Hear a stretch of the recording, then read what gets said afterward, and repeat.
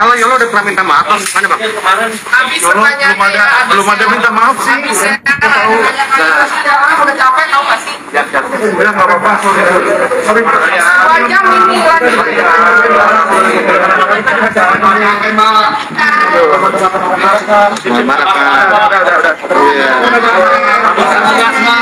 Kita udah jam 9 loh mbak. Ya udah.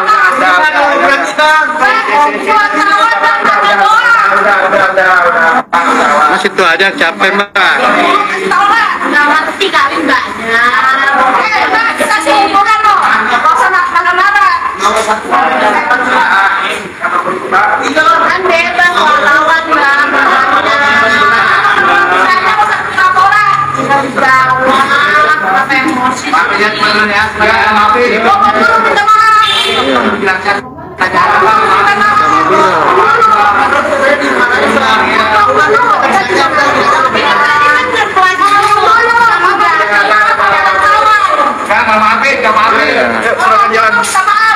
Alvin Lim itu sahabat saya. Alvin Lim itu kenal baik sama saya. Jadi dia kalau bergabung situ ya bagus. Saya tahu, saya paham kualitas si Alvin Lim itu, saya mengerti gitu ya. Artinya dia kalau bergabung di sana menurut saya bagus. Setidaknya kalau ada yang bengkok-bengkok di sana bisa diluruskan juga sama dia kan, gitu kan. Tapi yang pasti saran saya kepada rekan saya Pablo, rekan saya Alvin gitu ya. Ya kalau bisa jangan keluar dari substansi. Jangan keluar dari substansi, jangan serang-serang pribadi gitu ya. Karena kita sebagai advokat profesional tentunya harus berada pada konteks persoalan. Kalau kita keluar dari sana justru nanti itu akan berakibat menjadi senjata makan tuan untuk kita.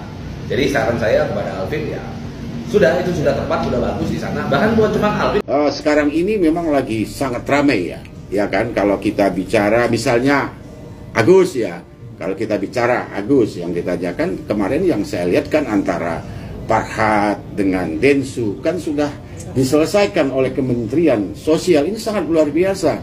Saya lihat pun Farhad, saya lihat pun Densu itu kan sudah cool down untuk menyelesaikan ini.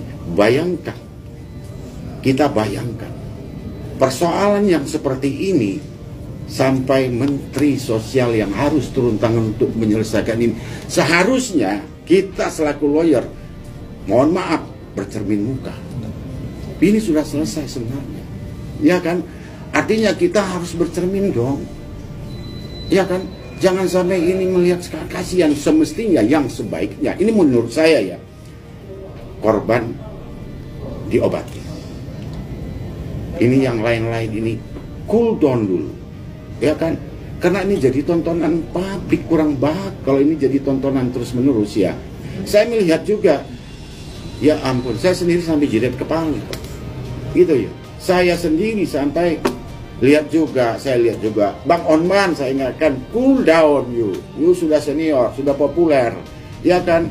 Udahlah, harusnya dia lebih negarawan itu Bang Onman Taris ya, menasihatin yang muda-muda, ya kan? Bukan levelnya lagi, itu sudah cool down and sabar. Umur sudah 60-an, tinggal kapan lagi kan? Ya kan, semestinya seperti itu, ya gitu Bang Onman Faris ya. Jadi saya rasa tidak perlu lagi lah, ya kan? Kita bukan memanas-manaskan suasana kan, memang suasana sudah panas nih, ya kan? Jadi saya melihat juga, saya minta kepada Mas Agus, ya kan sudah diselesaikan, ya kan, walaupun ada hak-hak, karena kalau bicara hak itu bicara hukum. Jadi tidak semua hak itu, hak Agus itu dibawa kerana hukum. Kan ada penyelesaian di luar, di dalam pengadilan dan di luar pengadilan. Ini, ya kan, nah sekarang apa yang terjadi? Ya kan, siapa yang susah? Ya kan, awalnya ingat, awal pertama niatnya baik. Itu harus dipetik dulu. Sesuatu yang baik itu harus dipetik sama Mas Agus dulu.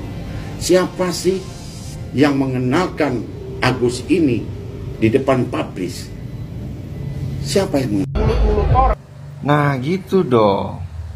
Karena memang apabila menghadapi anak 9 bebek sudah tidak bisa lagi menggunakan bahasa kalbu, apalagi bahasa ibu. Bahasa cinta pun rasanya akan terbuang percuma dan sia-sia.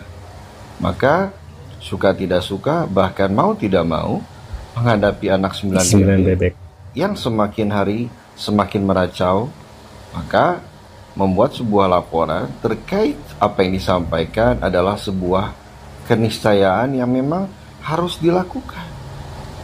Langkah Tenovi untuk membuat laporan terkait apa yang disampaikan oleh anak 9 bebek tentunya adalah langkah yang sangat tepat agar anak 9 bebek dapat mempertanggungjawabkan apa yang disampaikan selama ini di berbagai media.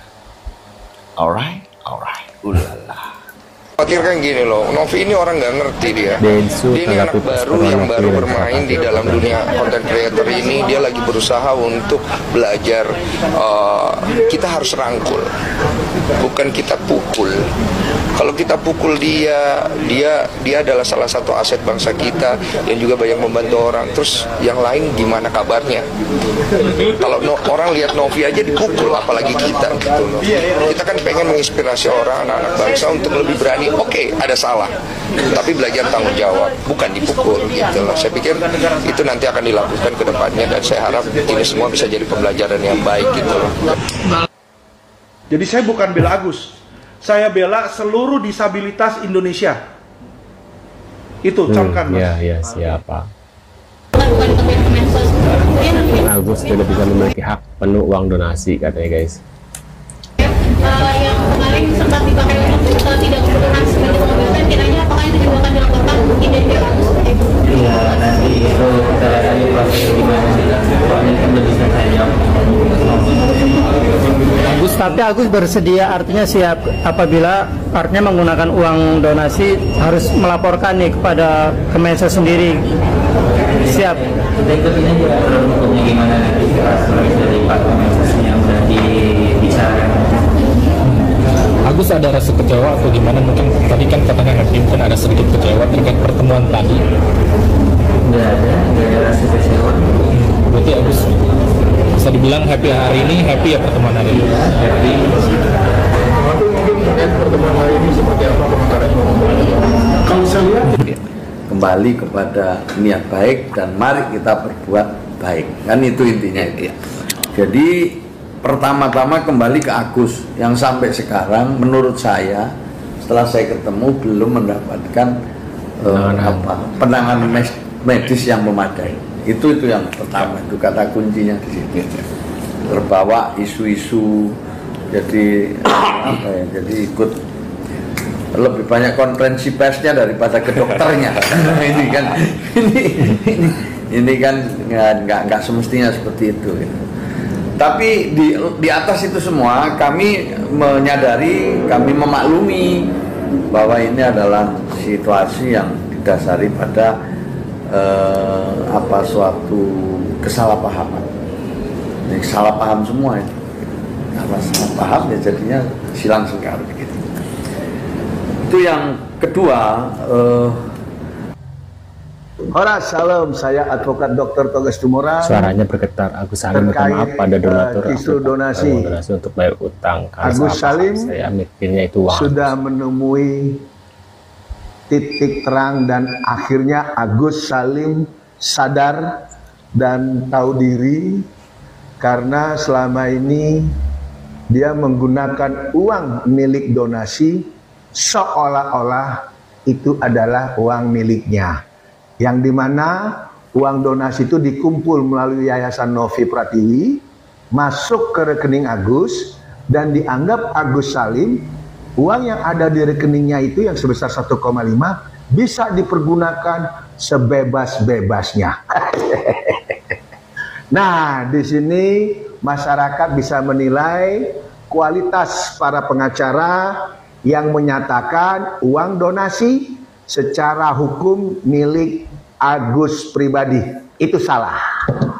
Jelas ya, siapa-siapa pengacara yang selama ini buat blunder ya, buat masalah ini menjadi stuck Jadi Agus gelap mata ya untuk menggunakan dana donasi untuk kemanusiaan pengobatan matanya dengan cara-cara membelanjakan untuk bibinya lah, untuk apalah, untuk apa.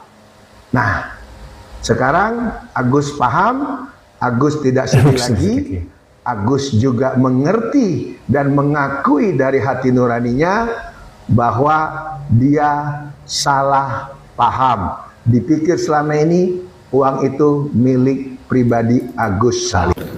Bang, ini kan bantuan untuk operasi sepertinya lebih dari cukup, terlebih dari. Jadi bedanya gini, kalau orang kan pemilik kenapa uang, masih jadi pemilik uang lagi gitu. Itu dia. Ya, Kenapa masih pengen berharap dana yang ada di NOP? Ini bukan pengen berharap. Ini bicara tentang yuridis. Oke. Ini orang dibodoh-bodohin, dibully-buliin, dimain-mainin, dikerjain. Jadi dulu dibujuk-bujuk bahwa ayolah uang simpan di sini, kalau enggak gua viralin, kalau enggak gua laporin ke Dinsos. Akhirnya dia merasa terpaksa. Nah, muncullah 2 LP terhadap Novi maupun terhadap Giri. Nah, kemudian memang butuh uang untuk pengobatan. Kenapa ada Krisna? Kenapa ada Bang Alvin? Ya karena mau pakai uang mana? Ya kan? Mau pakai uang mana gitu. Karena mereka membuat opini seolah-olah uangnya ada untuk membuat bahkan 2 kali konsep perdamaian. Uangnya akan diserahkan ke tidak jadi, kayak main-main kayak gini, orang nggak jadi makan, itu yang terjadi. Nah, tapi kalian harus berpikir positif. Bukan berarti mengikhlaskan, karena ini mereka udah ngelaporin Agus polisi, sudah gugat perdata yang sesuatu yang tidak mungkin. Yang dulu awalnya Denny Sumargo agak kalem dikit menyayangi Agus, tapi ternyata sekarang ditanya kaget, tapi kayaknya disiapin sepalsil untuk menjatuhkan Agus. Gunanya adalah untuk teror Agus, supaya Agus ini takut, karena Agus sudah mau ditawarin, udah mau disogok 300 juta Agus. Untuk cabut laporan kan, dikasih 300 juta Bang.